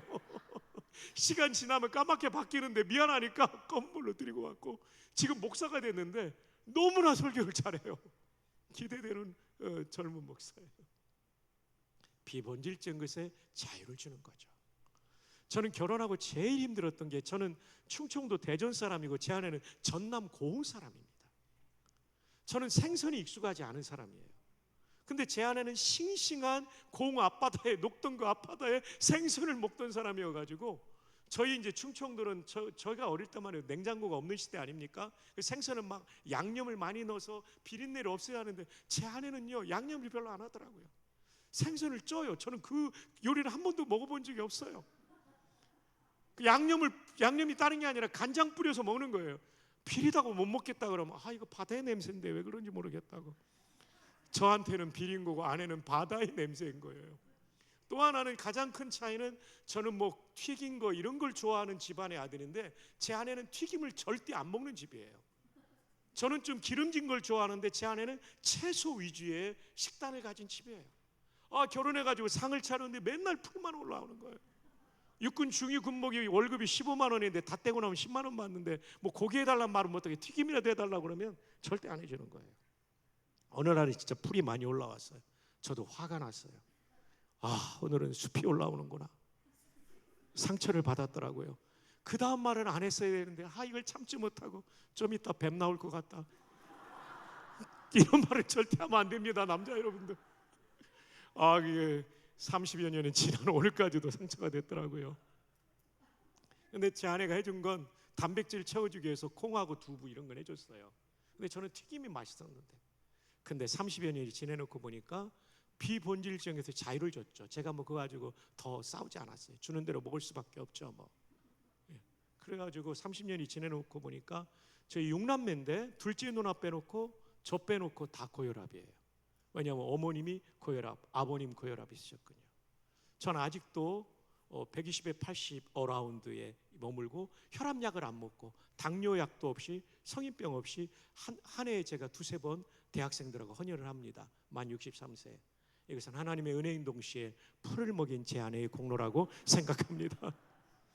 한번 따라합시다. 비본질적인 것에 자유를, 이게 아주 중요합니다. 부부 사이에도 정말 성경의 원리에 어긋난 것이 아니라면 여러분 자유를 주십시오. 그리고 교회 안에서도 성경의 진리에 위배되지 않는 것이라면 자유를 주십시오. 그러면 사람들이 와서 영혼의 안식을 누리는 거죠. 사실 여러분, 한 사람이 교회 온다는 건 얼마나 중요한지 몰라요. 정현종 시인의 방문객이라는 시처럼 말입니다. 시를 낭독해 드립니다. 사람이 온다는 건 실은 어마어마한 일이다. 그는 그의 과거와 현재와 그리고 그의 미래가 함께 오기 때문이다. 그의 일생이 오기 때문이다. 여러분 정말 굉장한 분들입니다. 일생을 안고 오신 거예요. 그죠? 옆에 분에게 한 번 더 격려합시다. 일생을 안고 오셔서 감사합니다. 일생을 안고 오셔서 감사합니다. 이어지는 시는 이렇게 됩니다. 부서지기 쉬운, 그래서 부서지기도 했을 마음, 그 마음이 오는 것이다. 그 갈피를 바람은 더듬어 볼 수 있는 마음, 내 마음이 그런 바람을 흉내낸다면 필경 환대가 될 것이다. 아멘까지 나오는데요. 정말 좋은 시예요. 그 갈피를 바람은 더듬어 볼 수 있는 마음. 사실 우리는 얼마나 많이 예배를 드리러 올 때마다 부서진 마음을 가지고 옵니까? 직장생활 얼마나 힘들어요. 사업의 현장 진짜 전투잖아요. 생존의 전투를 치르고 오신 부서진 마음을 가지고 오는 거죠. 근데 그 갈피를 바람은 더듬어 볼 수 있는, 그 켜켜이의 상처를 바람은 더듬어 볼 수 있는, 이때 바람은 태풍이 아니죠, 미풍이죠. 어릴 때 저희 집 뒤에 탑산이 현충탑이 있었는데 거기에 뛰어 올라가면 그 정상에 있으면 작은 야산이죠. 그 미풍이 쫙 불어올 때 그 기분이 너무 좋았어요. 마치 이 노래처럼 산 위에서 부는 바람, 시원한 바람. 그 다음 뭐죠? 저보다 누님들인데 어떻게 그걸 다 기억하세요? 초등학교를 정말 좋은 데 나오신 것 같아요. 태풍은 진짜 힘든 바람인데 미풍은 좋은 바람, 고마운 바람이죠. 그러니까 우리 동부교회 성도님들이 정말 따뜻한 분들인데 더 우리가 힘써야 되죠. 한 사람이 온다는 건 정말 놀라운 일이에요. 그리고 그분의 마음을 미풍처럼 우리가 더듬어보고 헤아려보고 보듬어주고, 그래서 그분의 상처가 싸매어지는 교회가 된다면 하나님께서 우리 동부교회를 통해서 하나님 나라를 멋지게 세워가실 줄 믿습니다. 우리 그런 환대를 합시다. 그래서 월터 브루그만이라고 하는 구약 성경학자는 하나님 나라 공동체는, 한번 따라해 볼까요? 환대 공동체, 냉대 공동체가 아닙니다. 환대 공동체. 어떤 교회는 친정집 같은 교회가 있고 어떤 교회는 시댁 같은 교회가 있어요. 시댁 같은 교회는 정말 힘든 교회예요. 왜냐하면 뭐 좀 잘못하면 야단치는 교회예요. 그리고 새로 온 사람 환대를 안 하고 냉대하는 교회예요. 며느리들은 시댁 때문에 얼마나 상처를 많이 받습니까? 그죠? 예. 그래서 며느리들은 시댁에 시자만 들어가도 힘이 들고 버겁고 그러죠.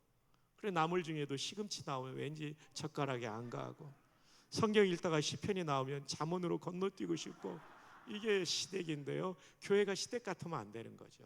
친정집같이 좀 실수해도 괜찮아, 여기서 좀 쉬고 가야지, 집에 가면 힘들잖아. 시어머니들이 그러잖아요. 시어머니 아니고 친정어머니들이 그러잖아요. 요즘 시어머니 가운데는 또 그런 분도 있겠죠. 좋은 시어머니들은. 옆에 있는 분에게 한 번 더 하이파이브 합시다. 친정집 같은 교회 만듭시다. 정말 중요합니다. 정말 중요해요. 인생이 얼마나 힘듭니까? 정말 말 못할 아픔을 가지고 왔는데 교회는 환대해 줘야 되고, 그 환대의 바람을 이렇게 미풍을 불어주는 교회가 된다면 하나님께서 전주시에 상처 입은 많은 사람들을 동부교회로 보내주시고, 이게 입소문이 나면요, 우리 거기 가자 이렇게 되는 거예요. 그럼 우리는 더 많은 사람을 구원할 수 있고 더 많은 사람에게 진정한 복을 나누어지는 것이죠. 본질적인 것에는 일치를, 비본질적인 것에는 자유를 줄 때 하나님 나라가 이루어집니다. 기독교 윤리학의 중요한 표현인데 이거 중간고사에 꼭 나옵니다. 아디아포라입니다. 한번 따라합시다. 아디아포라. 여러분이 아디아포라는 구별할 수 없는 이라는 뜻이에요. A를 선택해도 죄가 되지 않고 B를 선택해도 죄가 되지 않는, 본문으로 적용하면 시장에서 파는 고기를 사 먹어도 죄 짓는 거 아니에요. 그리고 사 먹지 않아도 죄 짓는 거 아니에요. 더 중요한 건 비난하지 않는 거, 덕을 세우는 거, 상처 주지 않고 성도들을 일으켜 세워주는 거, 격려하는 게 더 중요한 거예요. 아디아포라의 원리를 잘 기억하시는 게 좋습니다. 제 아내가 저한테 풀과 단백질을 줬지만 내 마음에 드는 건 안 줬을지라도 그거 죄 아니에요. 그 아디아포라의 원리를 적용하니까 행복한 거예요. 건강한 거예요.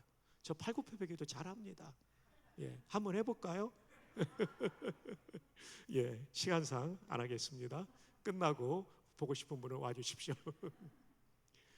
여러분, 김장한 목사님이 결혼하고 정말 힘들었던 거는 치약 짜는 문제였어요. 59년도에 한국으로 들어오잖아요. 트로디 사모님과 결혼하고. 옛날 치약은 플라스틱 튜브가 아니라 알루미늄 계열이니까 중간을 짜놓으면 밑에가 좀 남고, 이게 보기도 그렇거든요. 가난한 집에서 자란 김장한 목사님은 그 당시는 귀한 치약을 밑에서부터 아주 잘 눌러가지고 위로 올려서 감아놓으면 누군가 중간을 탁 찌는 거예요. 다음에 또 해놓으면 또 그런 거예요. 트로디 사모님이죠. 그러지 좀 말라고, 좀 아껴 써야지. 이렇게 해서 막 싸우고 그랬어요. 근데 어느 날 새벽기도 하는데, 야, 너 때문에 태평양 건너왔는데 치약 때문에 싸우냐? 그게 아디아포라 원리잖아요. 그거 이렇게 해도 죄가 되고 저렇게 해도 죄가 안 되고, 조금 치약은 뭐 또 허비될 수는 있겠지만, 그 다음에 이분이 깨닫고 그걸 문제 삼지 않으니까 평화가 임했다는 얘기가 있어요. 여러분의 부부에게도 이런 치약이 있을 겁니다. 그 치약이 무엇입니까? 그것 때문에 한동안 등 돌리고 잤다면 오늘 돌아가면서 하이파이브로 부부가 아디아포라를 외치고 서로 용납하는 그런 시간이 있기를 주님의 이름으로 축복합니다. 너희가 나를 떠나서는 아무것도 할 수 없느니라, 말씀으로 화해한 것처럼.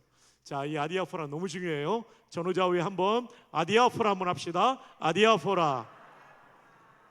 네, 그럴 때 평화가 임하는 겁니다. 교회에도 평화가 임하고 가정에도 평화가 임하고 하나님 나라의 은혜가 우리 가정과 교회에 머무는 거죠. 아디아포라. 이거 정말 중요한 기독교 윤리학의 핵심 용어가 되는 것이죠. 자, 고린도전서 8장 8절. 고린도 교회도 로마 제국의 통치 아래에 있었기 때문에 우상의 제단에 바쳤던 고기 먹는 문제가 있어서 이 8장 8절이 아디아포라를 설명하는 가장 소중한 본문이 됩니다. 자, 함께 한번 읽어봐요. 시작. 음식은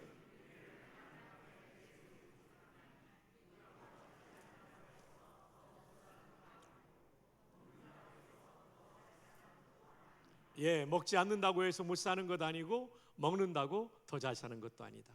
중요한 것은 덕을 세우고 형제를 실족치 않고 형제가 격려받고 힘을 얻도록 하는 게 훨씬 더 중요한 거다. 이럴 때 교회는 하나님 나라의 모습을 가질 수가 있는 것이죠. 로마서 14장 13절 우리 남성들이 한번 읽어주세요. 시작. 그런즉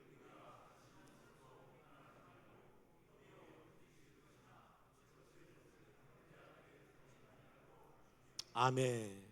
비판하는 건 장애물 설치하는 거하고 똑같아요. 그래서 넘어뜨리는 것이 되기 때문에 절대 교회에서는 비난하지 말고 용납하고 격려해야 됩니다. 이것이 하나님 나라의 모습을 가진 교회가 되는 것이죠. 15절 여성들 읽어주세요. 시작. 만일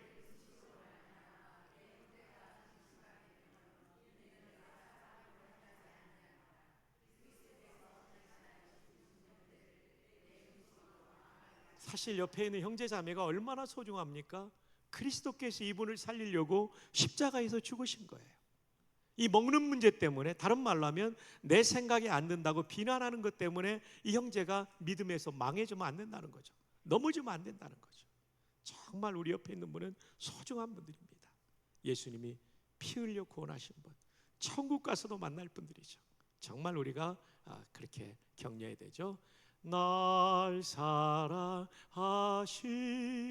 날 사랑하심. 다 함께 두 손을 가슴에 모으고 날 사랑하심 성경에서 옆에 사람에게 널 사랑하심, 너 사랑하심,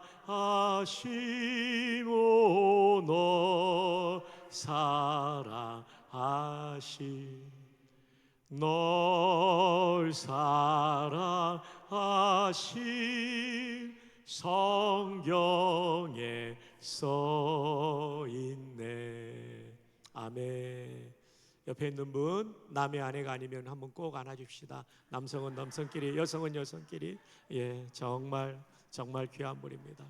이 앞에 엄마하고 아들 너무나 귀합니다. 우리 아들 나중에 대학 갈 때는 총신대학교 꼭 오세요. 뒤에 엄마하고 딸 너무 예뻐요. 우리 총신대학교 유아교육과도 있어요. 꼭 우리 총신대학교 오세요. 하트입니다. 하트 뿅뿅뿅. 기숙사 잘 지어놓을게요. 멋지게. 아들하고 딸 총신대학교 나중에 오세요. 알았죠? 정말 좋은 학교입니다. 개혁신학의 세계관으로 모든 영어교육과도 있어요. 다 있기 때문에 와주시기 바랍니다. 정말 우리가 서로 사랑하는 것, 이게 하나님 나라의 모습이죠. 마지막 세 번째 하나님 나라는 희락의 나라입니다. 의와 평강과 희락이라. 여기서 희락은 무엇을 뜻할까요? 헬라 말로 카라라고 합니다. 또 카라 하니까 걸그룹 카라를 떠올리는 분들이 있을 텐데 알파벳이 다릅니다. 걸그룹 카라는 KARA이고 이 희락의 카라는 CH의 음가를 가진 카라가 되겠습니다. 이 카라는 어떤 기쁨이냐면 내가 십자가를 짐으로 다른 사람을 기쁘게 하는 예수님적인 기쁨이에요. 이기적인 것이 아니고요, 이타적인 거예요. 이와 완전히 뜻이 다른 그러나 끝자는 같은 쾌락이 있어요. 헤도네라는 단어인데요, 이 단어는 마귀적인 것입니다. 다른 사람을 짓밟고 기뻐하는 것, 남성들의 성희롱, 성폭력 그런 것들입니다. 그리고 교회 안에서 업신여기는 것이 쾌락입니다. 업신여기면서 우월하다는 기쁨을 가지죠. 이 범죄성을 가진 인간의 죄성에서 나온 거예요. 그리고 누군가를 비난하면서 느끼는 그 즐거움은 희락이 아니라 쾌락이에요. 우리는 마귀적인 기쁨인 쾌락을 따라가면 안 되고 예수님의 기쁨인 희락을 꼭 따라가야 됩니다. 교회 안에 그런 공동체가 되면요, 성도들이 왔는데 서로의 기쁨을 추구하는 교회가 되면 여기가 바로 천국의 예고편을 보여주는 교회, 현재적 하나님 나라를 보여주는 교회죠.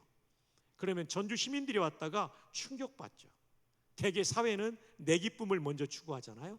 근데 동북교회는 서로의 기쁨을 추구하니까요, 이게 천국의 예고편을 보여주는, 그리고 현재적 하나님 나라를 경험하게 하는 거죠.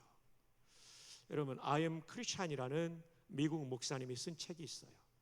이 책의 저자는 이렇게 말합니다. 교회는 컨트리 클럽이 아니다. 뭐 쉽게 말하면 골프 클럽이 아니라는 거죠. 골프 클럽은 뭐예요? 돈 내고 자기의 권리를 마음껏 인조이하는 데가 골프 클럽, 컨트리 클럽이에요. 교회는 그런 데가 아니에요.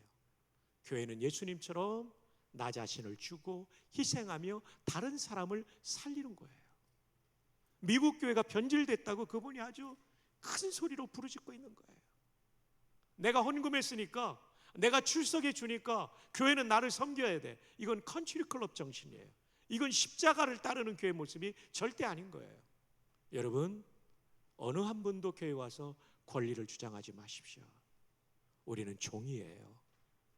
우리는 그분의 뜻대로 사는 사람들이에요. 주님 위에서 형제자매를 섬기기 위해서 신앙생활해야 되는 거예요. 그게 바로 희락 공동체예요. 그러면요, 세상의 기쁨과는 차원이 다른 기쁨이 있는 거예요. 하나님을 영화롭게 해야 되고 많은 사람이 여기 와서 진짜 기쁨을 얻는 거죠. 세상은 어떻습니까? 내가 하나라도 더 빼앗기 위해서 노력하는 것이 세상의 문화요, 가치관인데 성경적인 교회 가치관은 그 하나님 나라의 모습은 그게 아니에요. 서로를 기쁘게 하기 위해서 내가 십자가를 지는 교회.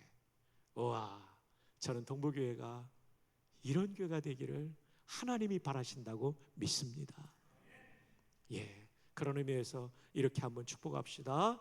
무슨 일이 있어도 그대를 섬기겠습니다. 시작.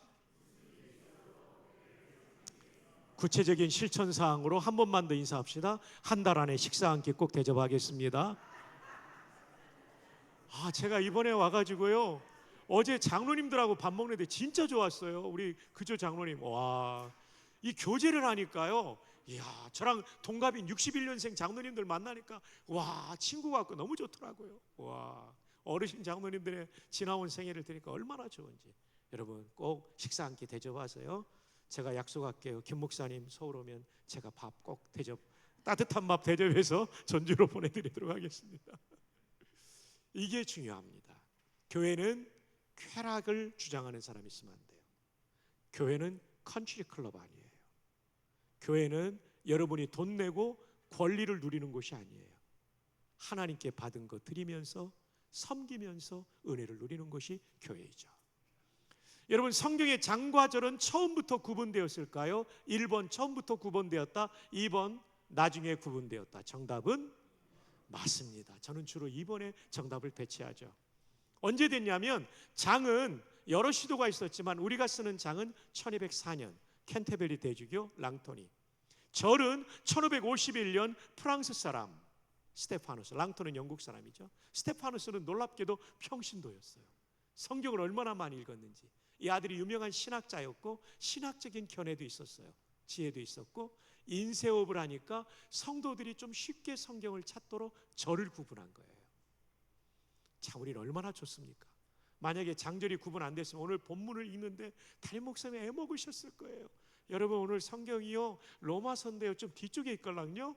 좀 뒤로 오십시오.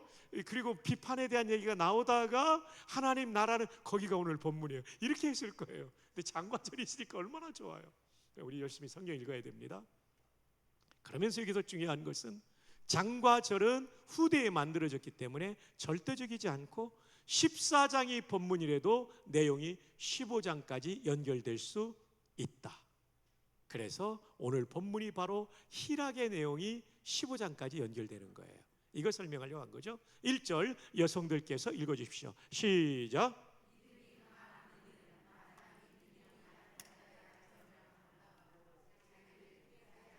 자기를 기쁘게 하면 쾌락이거든요. 해도내거든요.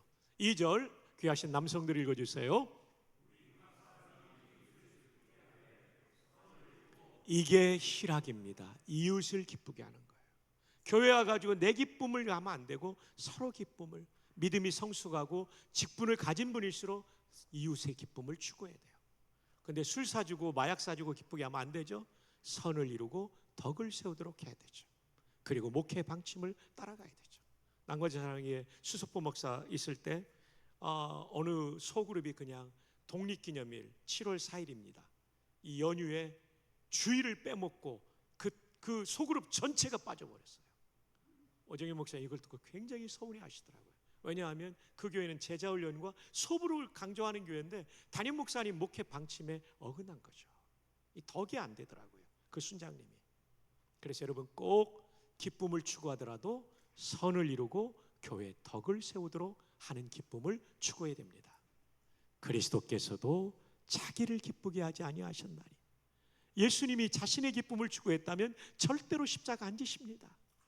우리의 기쁨을 추구하셨기에 십자가를 지셨고 우리는 구원의 놀라운 은총을 받게 된 거죠. 서로의 기쁨을 꼭 추구합시다.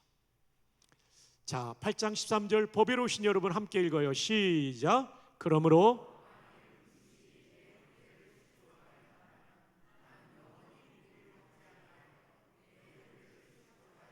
고기 먹는 기쁨을 포기한다는 겁니다. 형제들을 기쁘게 하기 위하여. 그러나 이것은 우리 인간의 본성에 반하는 것입니다. 하나님 나라의 의는 관계적으로서 하나님을 왕으로 모시고 종으로 사는 것인데 우리는 자꾸 내가 왕이 되고 싶죠. 하나님 나라의 평강은 비난하지 않으므로 공동체, 가족, 교회가 평안을 누리는 건데 우리는 자꾸 쉽게 비난하죠. 하나님 나라의 희락은 다른 사람의 기쁨을 추구함으로 공동체 전체가 기뻐하며 나도 기뻐하는 것인데 내 기쁨을 우선하다 보니까 공동체의 기쁨이 깨지죠. 이건 하나님 나라의 모습이 아닌데 우리는 죄성이 있기 때문에 이런 선택을 할 때가 많이 있다는 거죠. 그래서 오늘 해석하지 않은 마지막 부분을 해석해야 됩니다. 그 부분은 노랗게 하이라이트 된 부분입니다. 오직 성령 안에 있는, 그냥 의와 평강과 희락이 아니라 오직 성령 안에 있을 때에만 우리는 의와 평강과 희락을 추구할 수 있어요. 성령 안에 있다는 말은 뭡니까? 헬라어 전치사 엔으로서 엔의 뜻은 한 페이지가 넘는 사전의 정의가 있지만 두 가지로 요약한다면 장소, 지금 우리는 예배당 안에 있죠. 엔 예배당, 엔 히에로 이렇게 말할 수 있겠죠. 두 번째로는 인격적인 개념으로서 A와 B가 매우 가까운 관계일 때, 개인적으로 매우 가까운 관계를 안에 있다. 근데 이것은 우리말에도 나오죠. 수년 전 파리의 연인이라는 드라마에서 이동건 씨가 김정은 씨의 그 예쁜 여배우한테 그러잖아요. 뭐라고 그랬죠? 예, 내 안에 너 있다. 명대사로서 우리가 다 알고 있잖아요. 너무 좋으니까 떨어져 있어도 안에 있는 거죠. 근데 이것은 그 배우만 경험한 게 아니고 대사만 그런 게 아니라 우리 연애할 때 다 경험했잖아요. 그죠? 장로님들 그랬죠? 집사님들? 그죠? 오늘 기도하신 장로님도 권사님 그랬죠? 저도 그랬어요. 제가 명일동에 사는 아내를 보내주고 버스를 타고 흑석동으로 올 때, 와, 달이 딱 떴을 때 그 달에서 제 아내의 얼굴이 나오더라고요. 심한 경우는 밥을 먹는데 숟가락에서 그 얼굴이 나오더라고요. 여러분 그런 경험 안 하셨나요? 와, 하셨죠. 밥 먹을 때 회개기도 했어요. 전도사가 여자만 생각하고 있다고 하나님께 회개기도 했던 적이 납니다. 그런 거죠. 그래서 성령 안에 있다는 것은 성령님이 아주 가깝고 친밀하고 좋은 거예요. 그러면 성령님께서 내 마음을 이끌어 주셔서 하나님 종으로 살게 하고, 그리고 평화를 유지하도록 비난하지 않게 만들고 아디아포라의 원리가 떠오르게 만들고, 그리고 비난하지 않고 오히려 덕을 세우는 말을 할 뿐만 아니라 다른 사람의 이웃의 기쁨을 추구하는 거죠.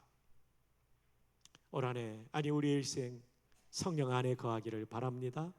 성령님과 더 가까워지기를 바랍니다. 언제 그렇게 됩니까? 이렇게 예배 드릴 때 성령님과 가까워져요. 찬양할 때, 영으로 찬양할 때 그걸 경험하고, 기도할 때 그걸 경험하고, 개인적으로 성경을 묵상할 때, 그리고 베드로의 설교를 드릴 때 고넬료의 집에 성령께서 임하신 것처럼 담임 목사님 설교하실 때 우리는 경험할 수 있어요. 그리고 한 걸음 더 나간다면 말씀에 순종하는 종이 될 때 성령의 충만한 은혜를 경험합니다. 부디 저는 떠나지만 성령님과 친밀한 귀하신 보배로우신 성도님들 되어서 의와 평강과 희락을 경험하는 복된 개인과 가정과 성도가 되기를 주님의 이름으로 축복합니다. 결론입니다. 오늘 말씀 마지막 메시지는 우리 동북교회가 주님 오시는 그날까지 이제 100주년이 거의 다 됐죠, 그죠? 예, 이제 100년을 향하여서, 아니 100년을 넘어서 어떤 교회가 되어야 될까? 정말 좋은 교회는 하나님 나라 모습을 가진 교회다. 그것은 하나님은 나의 왕, 나는 종이라는 이 신앙의 태도, 이게 중요하다. 그리고 절대 교회 안에서는 비난하지 말자. 아디아포라, 비본질적인 것에 자유를 줘야 우리 다 산다. 친정집 같은 교회 돼야 된다. 환대 공동체가 돼야 된다. 이거 한 사람 오는 거 정말 위대한 일입니다. 일생을 가지고 오는 거니까요. 비난 금지, 격려만 있는 공동체, 환대가 있는 공동체. 그리고 내 기쁨을 추구하는 컨트리 클럽이 아니라 진짜 철치가 돼야 되죠. 주님의 것이 돼야 되죠. 철치의 뜻은 헬라어 큐리아케, 주님의 것이라는 단어에서 왔어요. 주님의 것으로서, 주님 방식대로, 주님의 제자로서 서로의 기쁨을 추구하는 주님의 삶을 살아야 되죠. 이 일을 위해서는 성령 충만해야 가능합니다. 성령 충만해지도록 기도하고 말씀 묵상하고 예배 잘 드리고 설교 잘 듣고 찬양하는 가운데 성령님께서 충만하게 하는 은혜 우리 모두 경험하기를 주님의 이름으로 축복합니다. 자, 이제 우리 모두 자리에서 일어납시다. 찬양팀 나오시고요. 옆에 있는 분들 우리 집회 마치면서 서로 포옹하고 격려했으면 좋겠어요. 사랑합니다, 아디아포라 외치면서 우리 한번 옆에 있는 분들 안아드리세요. 아디아포라. 우리 담임 목사님은 제가 안아드릴게요. 아디아포라, 아디아포라, 아디아포라. 너무 감사합니다.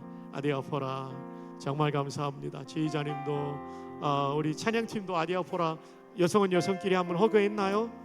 예, 여성들 서로 허그해 주시고, 네, 아디아포라. 너무 좋습니다.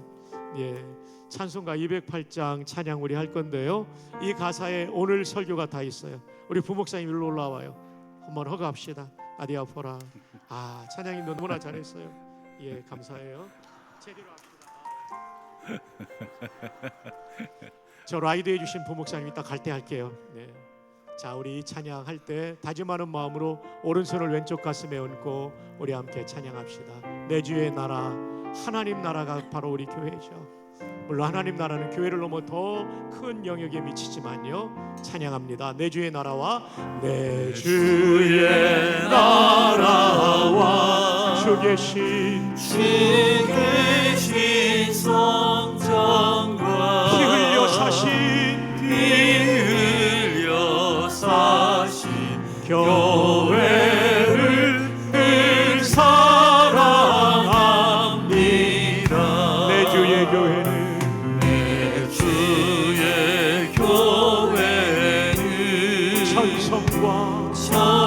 천성과 같아서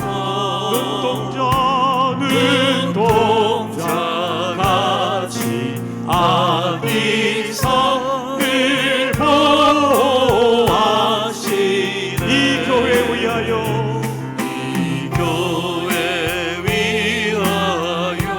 눈물과 기도로 내 생명 다하기까지 늘 봉사합니다. 아디아포라의 교제와 너의 교제와 비난하지 않는 위로와 환대와 구주와 맺은 언약을 늘 기뻐합니다. 하늘의 영광과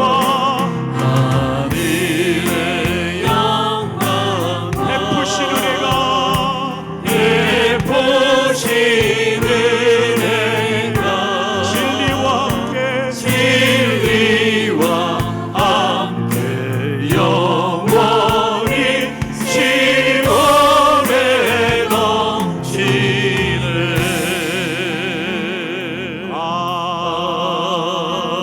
아멘. 우리 모두 자리에 앉으십시다. 자리에 앉으셔서 우리 통성으로 한번 기도하고 오늘 제가 마무리 기도하고 담임 목사님께서 순서를 이어 진행하시겠습니다. 찬양팀은 이제 조용히 들어가셔도 되겠습니다. 제가 기도 제목을 드립니다.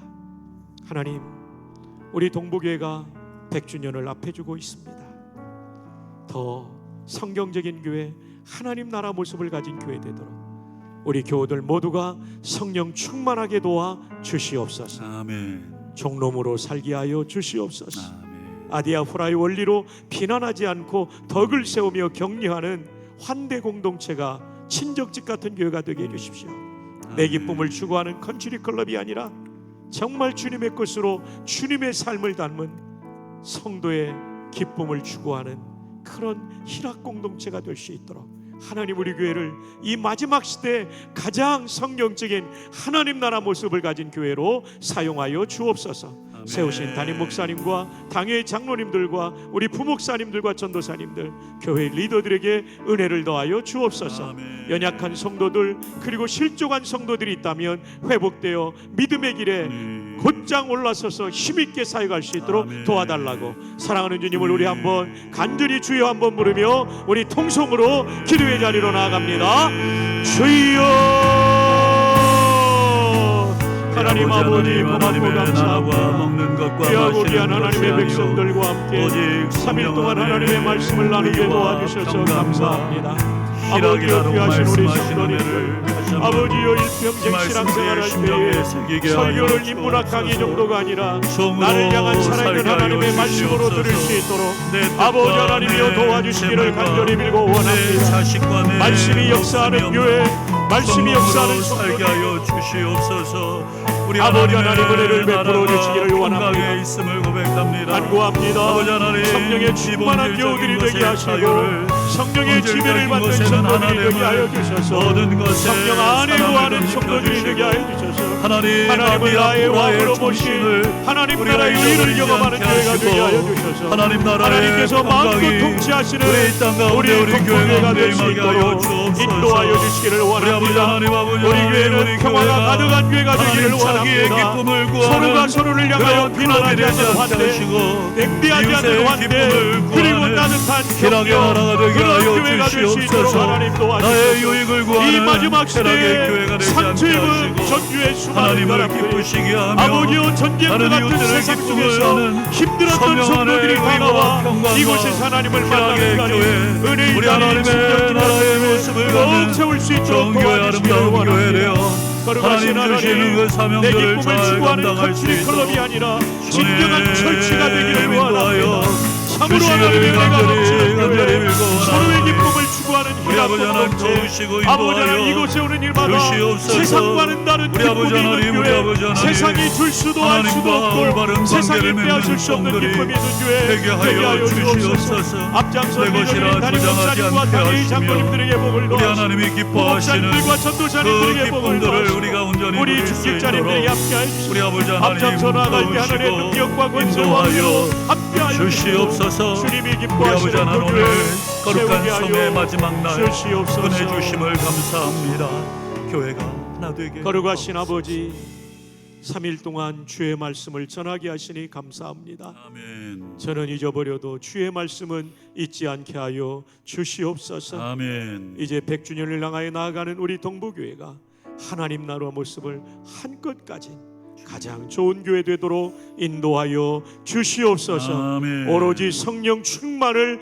추구하게 하여 주옵소서. 아멘. 그래서 성령 안에 거하는 의의 삶, 종의 삶을 살게 하시고 성령 안에 거하는 비난하지 않는 아디아포라의 삶을 살게 하시고 아멘. 비본질적인 것에 자유를 주는 환대 공동체를 반드시 이루도록 친정집 같은 교회를 반드시 세우도록 인도하여 주시옵소서. 아멘. 컨트리 클럽처럼 권리를 주장하는 것이 아니라 아버지. 주님이 우리를 위하여 십자가를 짐으로 영원한 기쁨을 주신 희락을 추구하는 공동체, 주님. 세상이 알 수도 줄 수도 빼앗을 수도 없는 기쁨이 충만한 공동체가 되도록 인도하여 주시옵소서. 아멘. 앞장서신 담임 목사님을 복주시고 사모님을 복주시고 자녀들을 복주시며 아멘. 장로님들을 복주시고 가정과 생업의 은혜를 더하시고 부목사님, 전도사님들을 복 주셔서 다음 세대 한국교회 뛰어난 리더들이 되게 하여 주시며 아멘. 안수 집사님, 권사님, 주일학교 선생님 모든 봉사자들에게 은혜와 능력을 주셔서 주여. 세상에 없는 그 하나의 교회가 되도록 인도하여 주시옵소서. 아멘. 이 시간 성도들을 위하여 기도합니다. 말씀이 충만하게 하여 주시옵소서. 아멘. 근심이 떠나가게 하여 주시옵소서. 아멘. 암덩어리도 녹아지게 하여 주시옵소서. 아멘. 불면증과 우울증이 떠나가게 하여 주시옵소서. 아멘. 하나님이 주시는 건강한 자신을 가지고 맡겨주신 사명 감당하는 복된 성도들 되게 하여 주시옵소서. 아멘. 귀한 성도들을 축복하오며 예수님의 이름으로 기도합니다. 아멘.